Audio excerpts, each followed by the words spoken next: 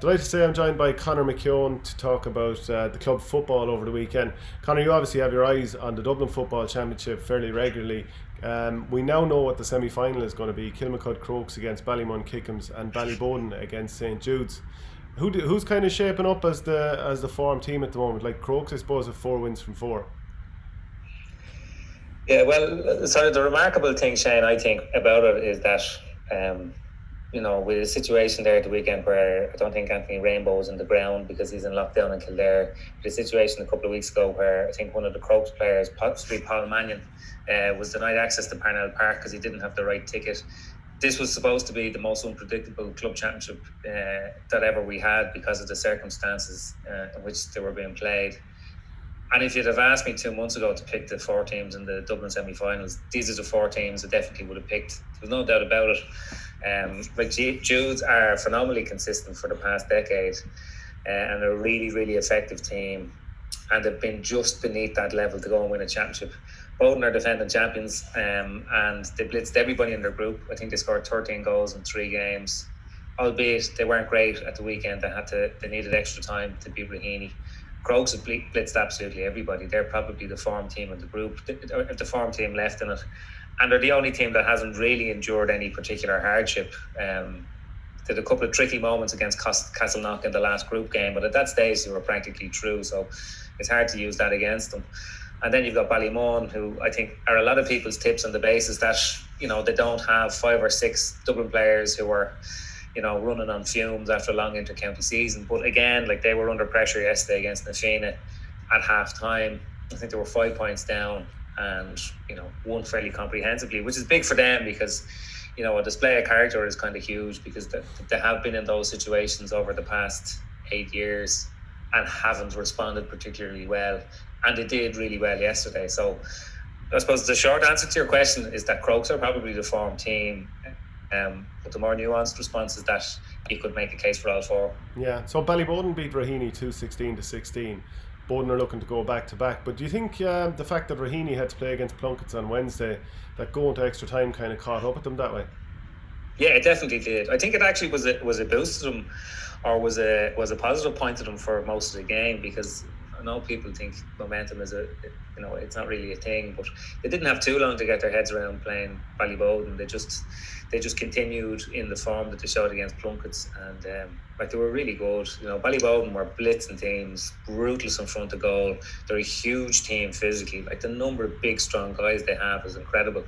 And yet still, Conal Keeney scoring 5 points from play. What an incredible warrior that fella is. I saw a couple of people making a case for Andy Moran on the basis of what he did in the first half for Ballahadreen the other night, returning to the Mayo panel. And you're looking at Keeney saying, well, there's no doubt he could give the Dublin hurlers something this year. Could maybe give the Dublin footballers something this year as well if he decided to. But it just goes to show you, warriors like that, they don't stop being warriors. But it's probably no harm for Ballyboden to get a bit of a gut check, to get a bit of a scare, because they had it all their own way in the group. They scored 5 goals against St Vincent's, who were the second best team in their group, and sort of blitzed them that night. And Collie Pascal went off with an injury. I don't know how bad it is. It was a hamstring injury, and he has been, probably along with Paddy Small and James McCarthy, the best player in this year's championship. Really, really ruthless and great energy levels and goes for goal the whole time. And they have a proven formula, that works for them. And it's interesting, their semi-final against Jude's. Last year they played Jude's, and I can't remember, they were, I think I have in my head that they were 6 points down at half-time. And Jude's are a really, really good defensive team. They're really well drilled. I'd say they're as well drilled as any club team in the country. And they're really, really good on both kickouts. But Ballyboden just blitzed them in the second half that night and sort of waltzed home. So it'll be interesting to see. If you'd had said on Friday evening to me that Judes and Ballyboden were going to play in the semi-final, I wouldn't have been sure that Judes had made up all that much ground on them since last year. But I think that game would be a much closer game than it was last year now. Yeah, you mentioned Conal Keeney. I've no doubt that he'll be playing with the Dublin hurlers this year, even though he's turning 38, I think, in September. Do you think the fact that he's playing both codes week on week, and the Ballyboden hurlers have a semi-final against Na Fianna this weekend before he then plays next weekend against St Jude's. Is it not going to like that would catch up with most people? Yeah, but I think he knows himself, and there's two good managers there, in Joe Fortune and Anthony Rainbow, and they'll be very, very aware of his needs in between games. Like, he's proven that he can switch between codes at club level, at the flick of it, like within the space of a week, he can go from one to the other and be seriously effective. Obviously, when he goes back with the inter-county, he's going to need, a lot of hurling training, just sustained hurling training without going from one sport to the other. But, like, he's a phenomenon, really, and I don't want to sort of be too sort of hyperbolic about it, but he really is. Like, he made his debut the week after, inter-county debut for the Dublin hurlers, the week after or the week before, I can't remember, Stephen Cluxton made his inter-county debut in 2001. So that's 19 years ago, and the two of them are the longest serving inter-county players on the go. And I think the next is Ross Munley, who made his county debut in 2003. So for an outfield player, particularly one who has suffered, like, he's in a motorbike crash, he suffered a cruciate ligament injury. Last year he had shoulder reconstruction surgery and then came back and gave that performance against Galway and Parnell Park, where he tore into Grove McInerney. He's just a phenomenon, really. And like, I was speaking to one of his former teammates on the phone this morning, and they can't get over the fact that not alone is he still going, he's still going and excelling in two sports. Like, he's sort of one of the great, I think, Dublin GA figures now at this stage for what he's done, because he has 3 county football medals. He has 6 county hurling medals, I think, at this stage. And you wouldn't be surprised if he won one or the other or both again this year. He is truly incredible. Just a quick word then on St Jude's and beating Skerries. I think most people would have expected that. They won by 7 points. But that Kevin McManaman goal, I'd say most people saw it doing the rounds on Twitter over the weekend, where he ran more or less the length of the field, took a shot, he'd rebounded up in the air and he fisted it back in. That was incredible stuff. Like, his manager was even talking afterwards about how you just stand back and you more or less expect the net to bulge. Yeah, like, he's incredible. There's certain players like that. Conor O'Callaghan has it in both sports as well, where his natural inclination is always to go for goal, and if you have to back off at the last minute and take a point, that's kind of the booby prize of the move. But he's a really effective player for Jude's. He's been, I'd say, along with Tomas Quinn, probably the best forward in Dublin football over the last decade. Like, if you take into account those 10 years, I think Jude's have been in a semi-final, county semi-final, in 8 of those years, and he's been consistently their best player. And against all sorts of defences, like, he can go inside for a period and, use himself as a target man and kick accurately off either foot. He's kicking frees and 45s now off the ground, which is something that he developed very late in his career, or if he did it earlier on in his career, he certainly didn't do it to the best of anybody's knowledge. So, like, Kevin is one of these guys who's continually trying to improve himself, and wouldn't see the fact that he's over 30 now as a reason not to continue improving yourself. And if Jude's are to win, and, like, it's the great cliche, if the club are going to win the championship, they need their county guy to perform. But in Jude's case, they have a couple of nice finishers up there. They have a couple of good guys breaking from deep. They have a big, strong midfield. As I said, they set up really well off both kickouts. But if they're to win a championship, they're going to need 2 big performances now, 2 big wins over 2 big free scoring teams, and Kevin McManaman is one of the players that just provides something different. Like, I don't know who you blame if you look at that goal again. Like, the first guy that he went around, okay, you try and dispossess a fella 70 yards out the pitch, but there's 4 or 5 fellas that he does over then all the way through. So he's unique, and at that level in particular, like, his ability to go for goal is priceless. They're the only team left that haven't won a county title, or none of the players involved have won a county title. And because they've been, I suppose, bridesmaids is a tough term to use, but they've been in so many semi-finals and feel like they've been close a few times. Do you think that sort of thing would weigh on them at all? I don't know. I'm not exactly sure what sort of dynamic exists within the group. They're a pretty experienced team now at this stage as well. As in, the guys who were making county semi-finals at the start of the decade are still the fellas that they have now at this point. Like, Mark Sweeney, into the middle of the pitch, he's been one of the most consistent midfielders in Dublin football, over the last 10 years. And like Chris Cookin as well, you know, breaking from deep, a bit of pass in the half back line. Like they have really, really good footballers and a really, really good system. But the problem is, like, you know, you're talking about the most, like probably the best level of competition of any championship in Dublin. Like I said, you know, at the start of this, that you could have handpicked the 4 semi-finalists at the start of it. But I think if you're doing some sort of objective analysis of who the top 7 or 8 club teams are in Ireland, I think at least 3 of those would be from Dublin. So it's a hard thing to do. But like you're right, as a group, they've stayed together. They've the same management as last year. They have all the same players as last year. And you know, if you take that they've been building and improving collectively as a team, because you know usually they do very well in the league as well on the basis that they don't have too many players to cough up to the inter-county team, and they can kind of get a bit of momentum during the summer. But obviously that's not a factor this year. But you know, if they've improved in any way in last year, they'll take some beating. You know, it's the question is whether they can produce 2 big performances and beat 2 of the big teams that are left in it. Because I think in their 3 group games, they conceded exactly 8 points in each of the matches. Like no goals and exactly 8 points. So they're really, really difficult to break down. They make life really hard for opposition teams. But, you know, I suppose the question is if another team mirrors them, you know, if it's Ballyboden, and like Ballyboden are as big and as physical as Jude. So the question then becomes whether Jude's can rack up a big enough score to beat them. You know, it would have been interesting, I think, to see Jews against either Ballymun or Kilmacud Crokes actually in the semi-final.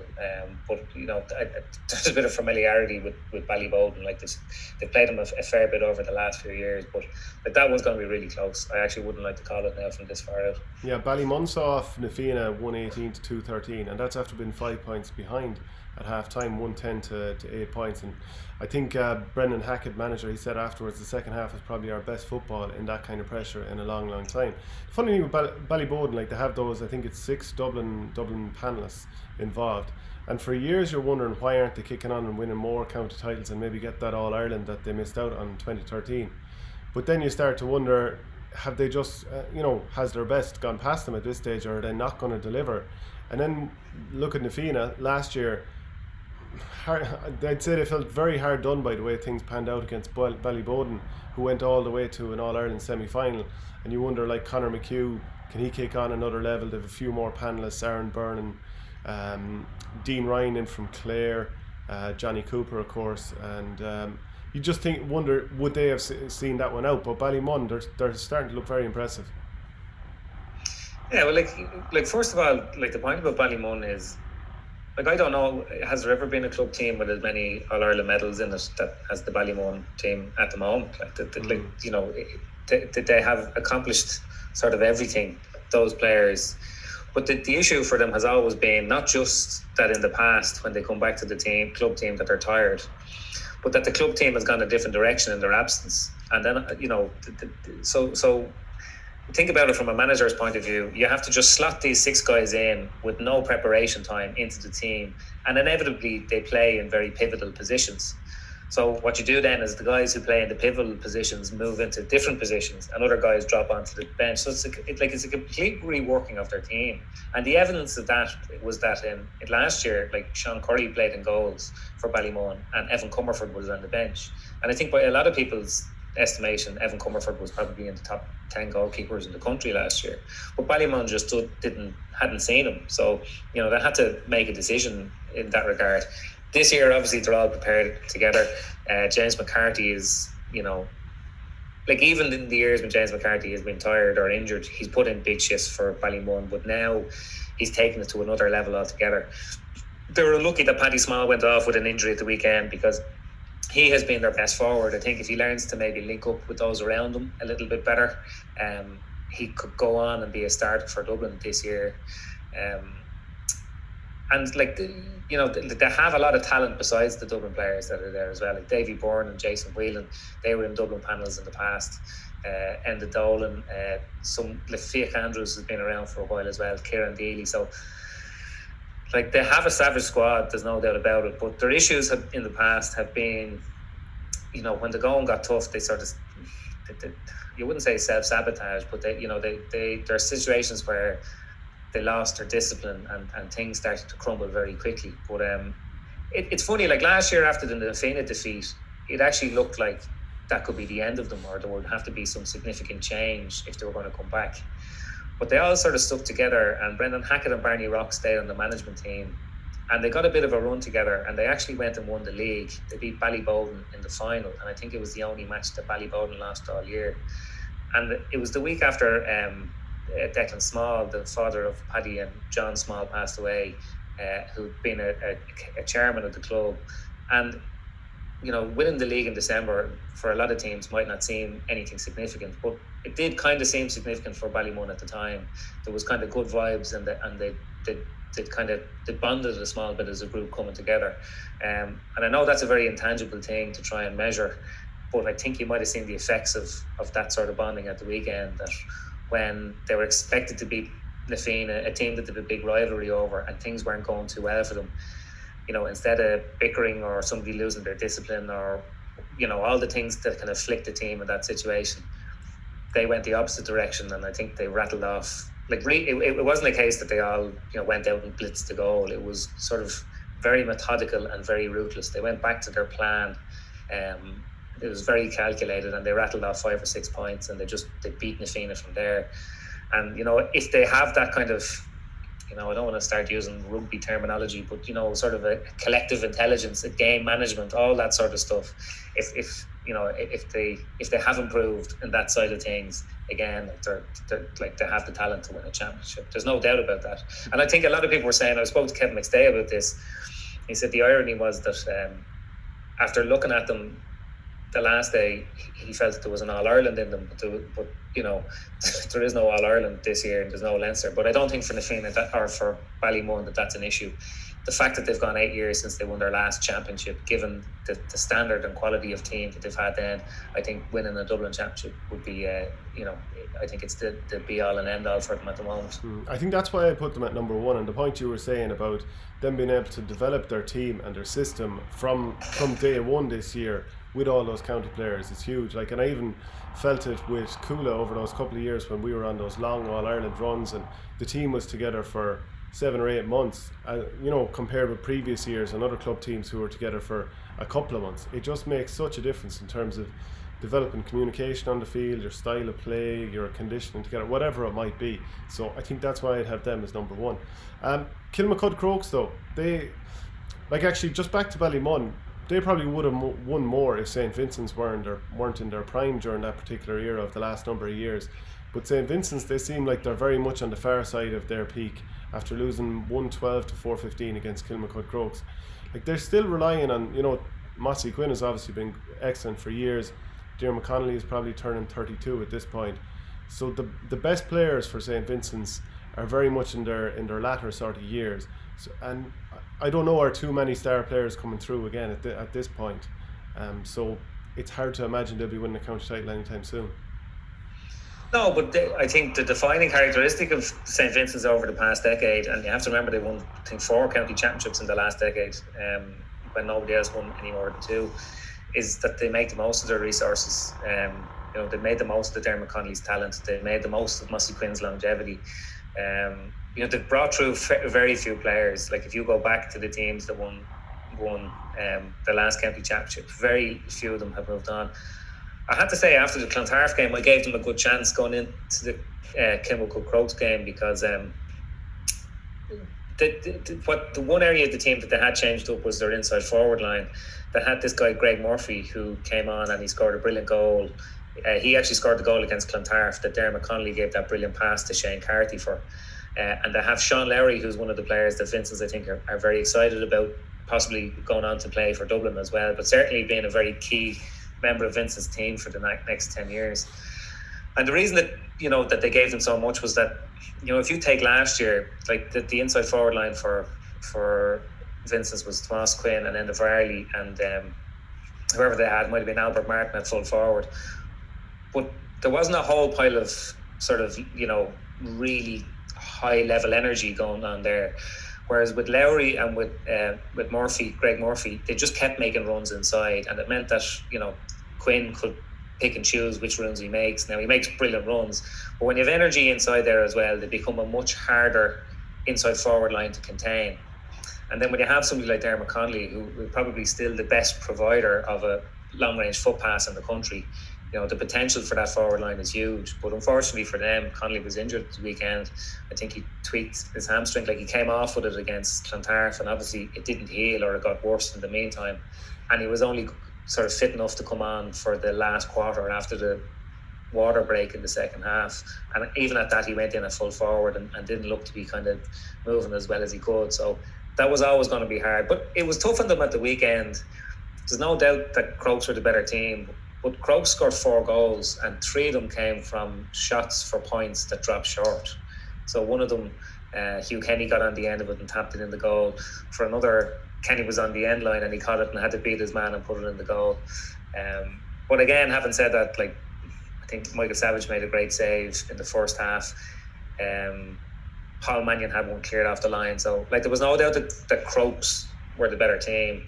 And if you were pushing for sort of a favourite, I think Crokes were the most impressive of the quarter-final winners. If you were to take most recent form as being an indication of who should be favourites, you probably give it to Crokes, because Vincent's haven't become a bad team, and they beat them very, very comfortably yesterday or Saturday night. Yeah, Paul Mannion is arguably the best forward left in the competition, and Darren Mullen put up 1-5 and 1-3 that from play again. Pat Burke is still in there and presumably still causing a bit of damage.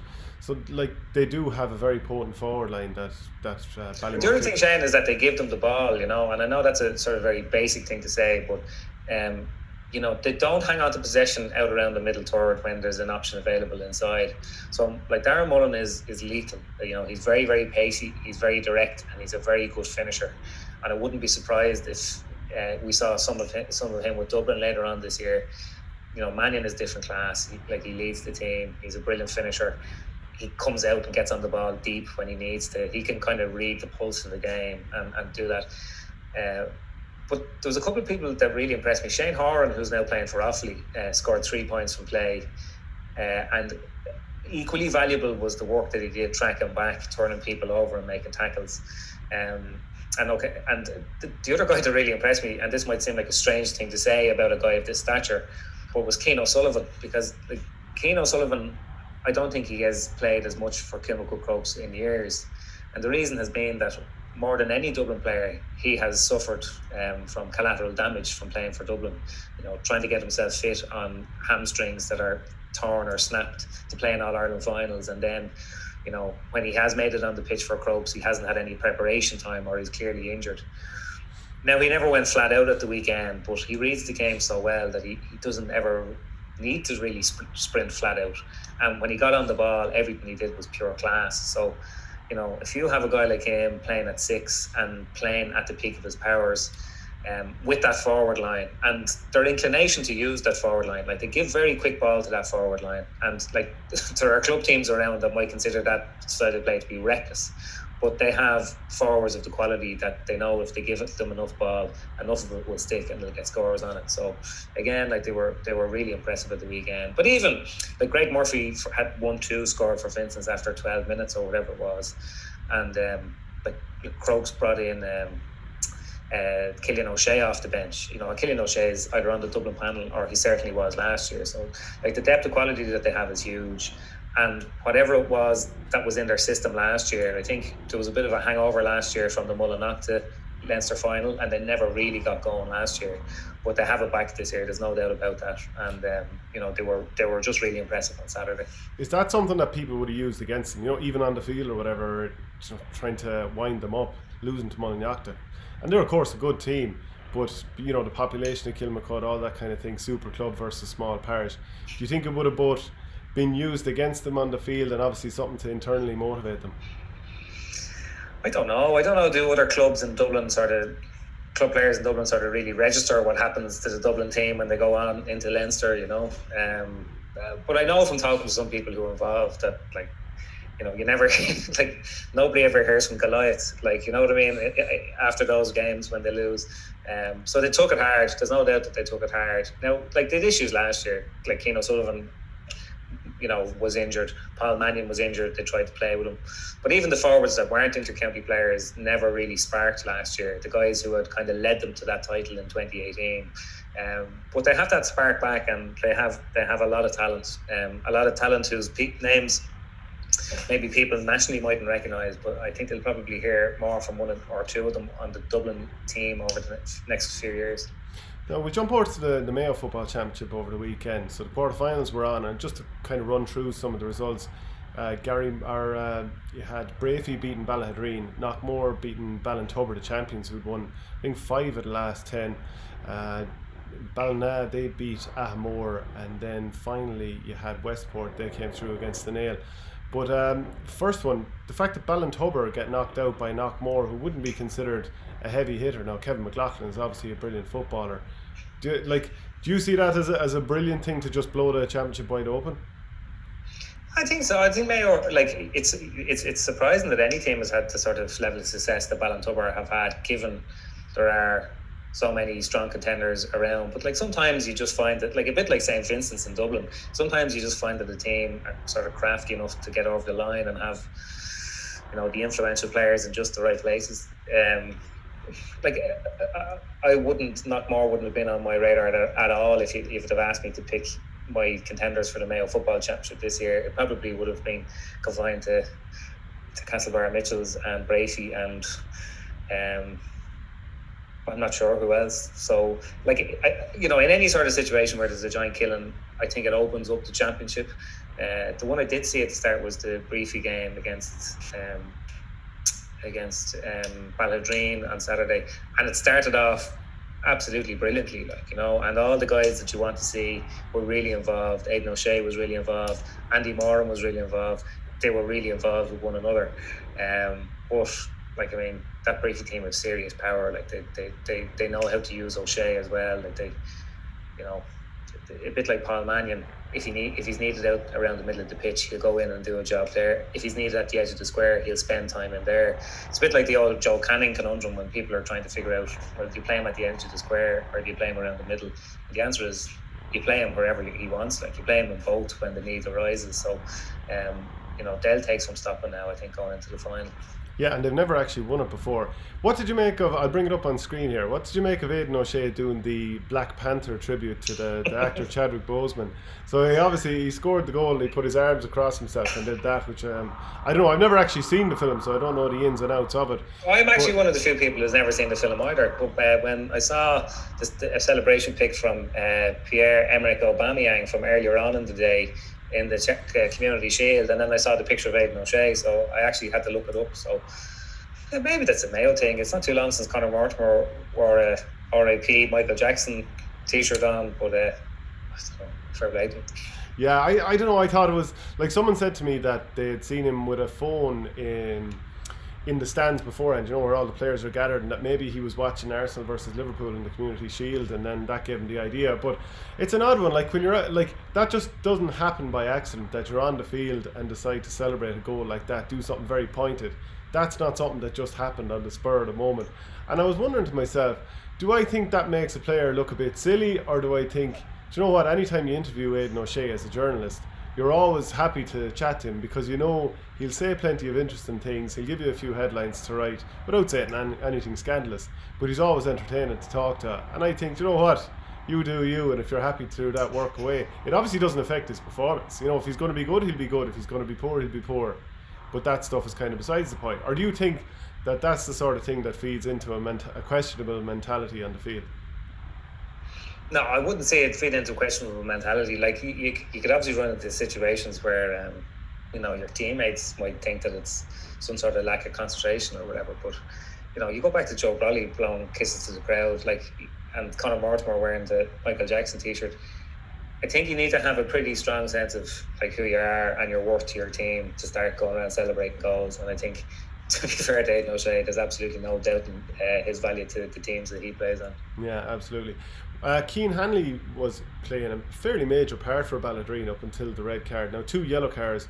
The first one, he was jumping in to try and get a ball, went off his feet, and I think his leg kind of bounced on top of the ball, and he almost did a fairly brutal tackle on another player, but it didn't turn out to be that bad. But it could have been a leg breaker. Now, I'm not saying he intended. I definitely don't think that was the case, but it was a yellow. And then the second one, he attempted to body check a player, didn't catch him particularly hard, but you did body check a player so you deserve to get a second yellow. So I don't think he can have too many complaints. No, like it's very rare that you see a red card for 2 yellows even overturned. So, you know, in that sort of situation, like it was a fairly physical game. It seemed to be, there was a lot of contact around the middle, but he played in one pass for a goal, an absolutely brilliant kick pass with the outside of his boot. He's a much better footballer than they gave him credit for, and I mean that, you know, in terms of his striking the ball on the run. You know, he gave them an awful lot of energy all through the game, and again, you'd imagine he's going to have a big part to play later on in the year. Yeah, like Keane Hanley's left-handed hand pass across himself for that Andy Moran goal at the start of the game was pure class. But Andy Moran's finish, it just kind of reminded me of what Mayo are now missing. Do you think like it's too late in the year to say, hey Andy, will you come into the Mayo panel and just give us a couple of months here, because we think that your ability to finish, like, it's probably better than any other player that they do have in there? It's a fair question. I don't know. I think when a player moves on at that age, it wouldn't be a great reflection on what's in there and what James Horan believes he can get out of what's in there to go back to somebody like Andy Moran. I'm not questioning his finishing ability, but you'd imagine he had to put himself through a fair physical level of preparation to get on the pitch for those 20 minutes or whatever they were all through last season. Like, I always thought that Andy Moran's best trait as a forward wasn't even his finishing ability, it was the number of balls that he won. You know, even when teams started to play with sweepers and hybrid defences with kind of, you know, players who were double marked, he just made really intelligent runs right up until his final year with Mayo. He bust himself to make 2 or 3 runs, and was always able to kind of wriggle into a gap and win ball on his chest. So, I mean, could he still do that at an inter-county level? Like, and I just wonder as well, I know he owns a gym and he keeps himself in immaculate shape, but like, when you're gone from inter-county training for that long at that age, do you go backwards much? I don't know. But like, if the question is could he cut it at that level, I think he probably still could. Like, he can definitely, maybe not at the levels that he did when he was Footballer of the Year in 2017, but certainly, you know, the levels that he got to last year. But you know, would James Horan do it? I just don't think so. I think for James Horan, there's a bit of a project there with the forwards that he's brought in. I think the forwards that he has there are all need improvement on certain aspects of their game, but all bring certain qualities to what they do. And to be bringing a guy like Andy Moran back in mightn't send them the best message, but I mean, stranger things have definitely happened, so I wouldn't rule it out completely, but it would definitely be a surprise. And just a quick word on Ballahadreen. I mean, they lost their talisman David Drake at the start of the game, playing full back. He had a bit of I think it was a head collision. He was definitely holding his mouth and dabbing a cloth, and was coming out fairly bloodied. And of course that red card to Keane Hanley, so that obviously impeded them hugely. Conor O'Shea was actually excellent. He must have scored 1-4, and yeah, I think, well, Ballahadreen they failed to score for the majority of the second half, so they completely faded out. But they've been Brafey have been playing knockout football since the first game that they lost to Westport, and I think that has probably added to them, that they realise there are no back doors here, there are no second chances, and they've rose to the occasion. And they're going to be against Westport again in the semi-final. Ballina are going to be against Knockmore in the other semi-final. Just to move on to the Kerry Football Championship. So over the weekend, Crokes beat Templenoe 116-11. Mid Kerry beat Kenmare 113-112. St Brendan's had a 217-19 win over Legion. And then the big one, East Kerry, they saw off St Kieran's 213-114.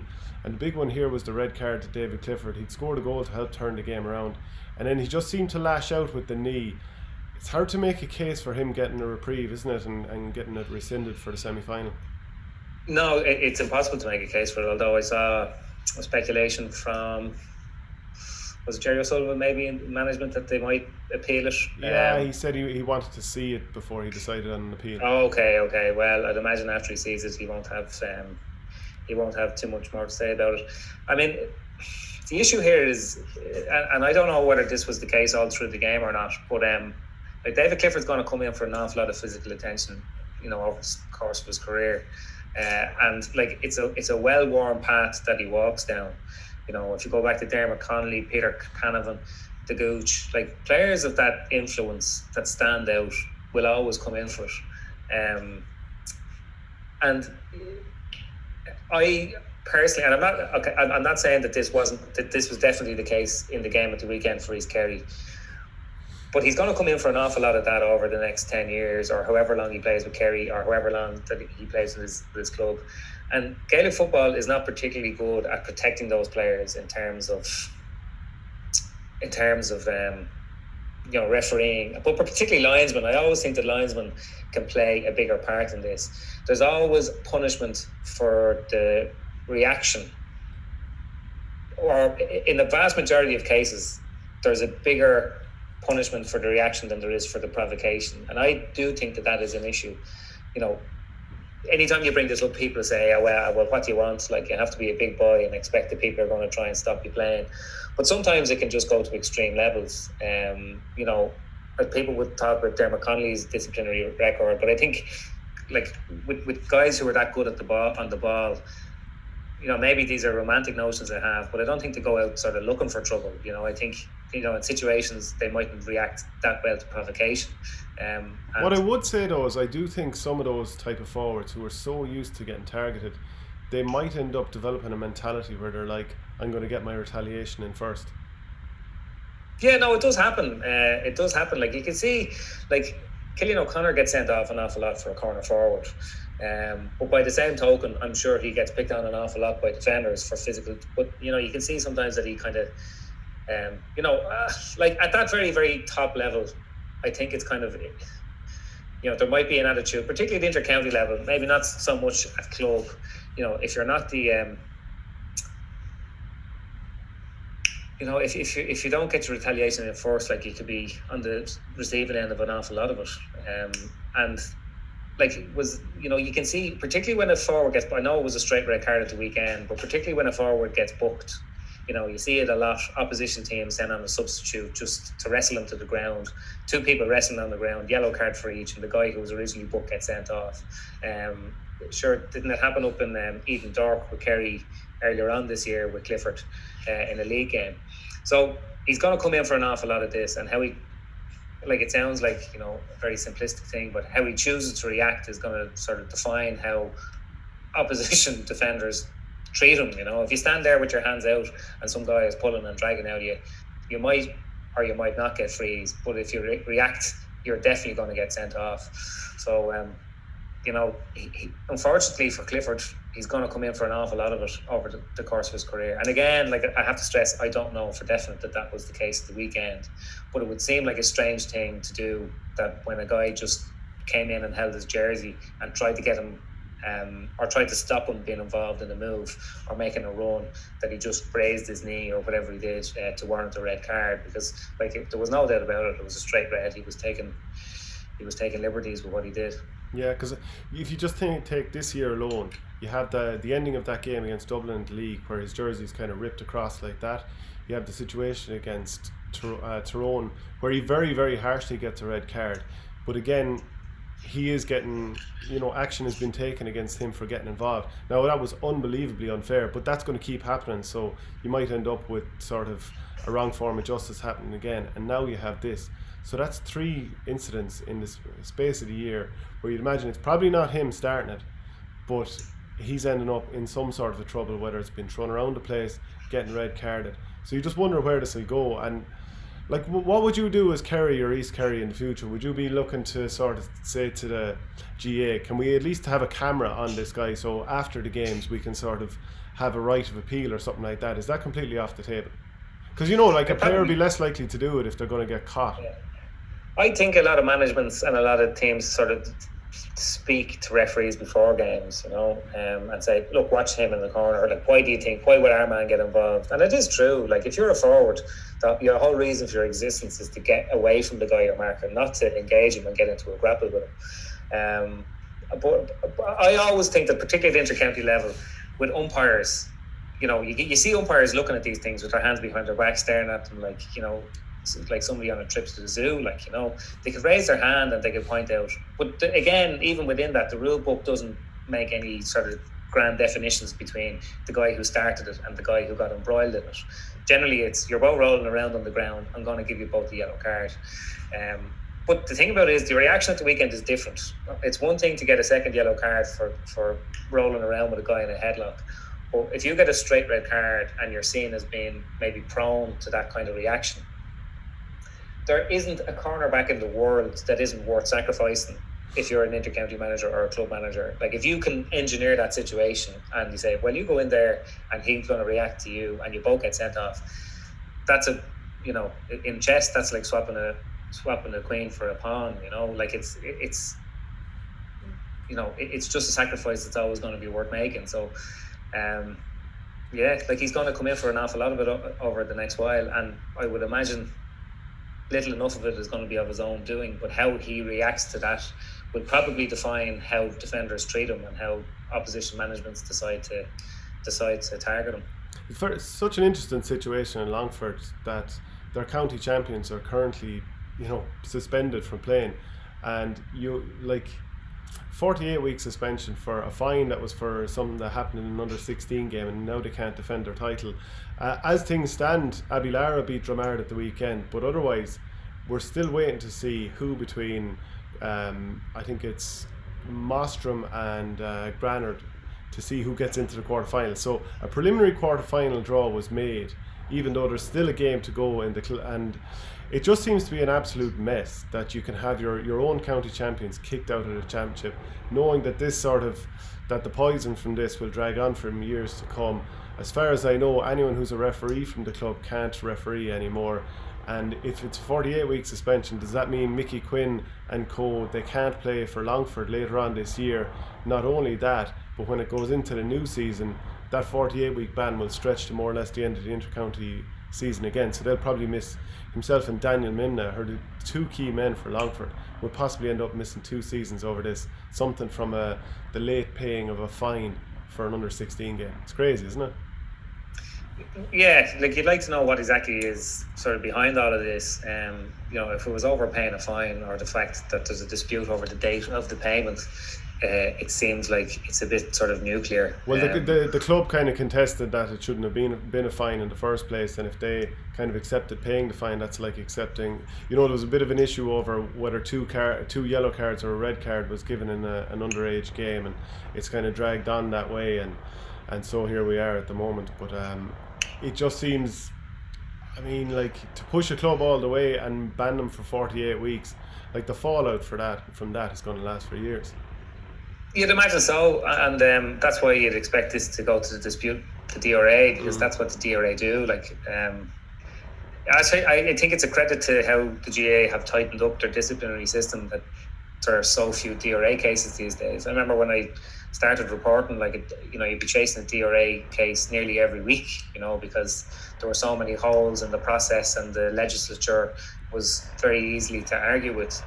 So, like, you'd imagine when it goes to DRA, you're talking about independent, sort of legally minded individuals who are going to preside over the case, and they'll either, I mean, I think that, you know, there is scope for the DRA to kick it back to the hearings committee of Leinster Council, or whatever it is, to re-examine the rule under which the suspension was meted out. But like, you know, I know that they're only following whatever rules are or whatever guidelines are in the rule book as regards the severity of the suspension. But 48 weeks from all competitions and all GA activity is, I mean, it's pretty nuclear. And just a final one then, in Tyrone last Friday night, Killyclogher beat Trillick 4-3 on penalties after it finished 2-13 to 1-16. What are your thoughts on the penalties? Well, the first thing is, I turned it on the television, and sorry, Trillick actually won. Yeah, my initial suspicion was that we weren't going to be treated to a feast of penalty taking, because like, there's so few penalties given in Gaelic football that, you know, even on the average inter-county team, you might have 2, maybe 3 really clinical, really good penalty takers. And you're going down a level here at club level, and, you know, what are the odds of having 5? But, like, of the 10 penalties that were taken, you could definitely say that 7 of them were really, really well taken. Particularly the one that the Trillick goalkeeper took was an absolute gem into the top corner. But I think it's a strange thing, you know, if penalties continue to be the source of an outcome in Gaelic games beyond this year. I think we can kind of accept everything that happens this year, because we're trying to get a season played off, and there's a universal acceptance that there's a greater good of getting to watch matches and having an outcome, and in the circumstances, penalties are a necessary evil. But I'd just be really interested to see what will happen next year and beyond that. I think the success of it will be in the sort of drama, but can imagine we're all in Croke Park watching the penalty shootout to decide an All-Ireland final. It would be an incredible thing to watch in terms of the level of drama. But can you imagine being the guy who misses the penalty, to cost his team? Maybe we're being naive, maybe we're the first generation of GAA watchers to try and get our heads around this, but look it would be a brutal way to decide it. But I think it is going to happen because, if the split season comes in, and it looks as though it will, part of trying to keep everything within the parameters in which they're organised will be getting things played off on time. And, that will basically be extra time and no replays, except for maybe in the case of an All-Ireland final. I do think they'll probably keep All-Ireland finals in for, or replays in for All-Ireland finals, possibly provincial finals. But we can get used to it because they're going to decide some big games over the next few months, both in county finals and when we get into the inter-county scene. Yeah, there was plenty of extra time over the weekend and penalties in both hurling and football. But if we're talking about, is it fair to put these players in the position where the whole, everyone is watching them, and it could be in front of 82,000 people and hundreds of thousands of people at home? For example, Cillian O'Connor, he has that free a few years ago to level in All-Ireland. That's unbelievable pressure, but that's still during normal time. The game is just as normal. So how is that overly different from a bunch of guys going up taking the penalties? It's still being personalised down to one kick or two kicks. Dean Rock obviously knocked over that free to win in All-Ireland. So I don't know, is it that different to what's happening anywhere? No, but it's just that we're not used to it, I think. And scoring a winning free, we're brought up on stories of people scoring or missing winning frees. It's part of the architecture of GAA stories. Whereas, penalty shootout, it feels very borrowed from a different.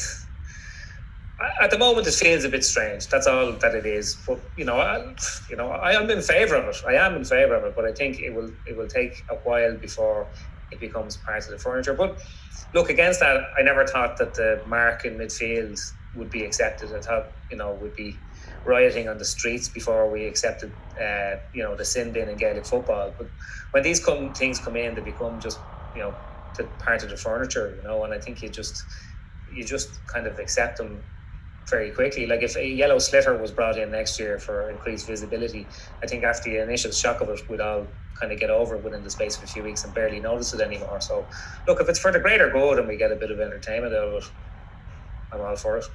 Cheers, Conor. Thanks very much. All right, Shane.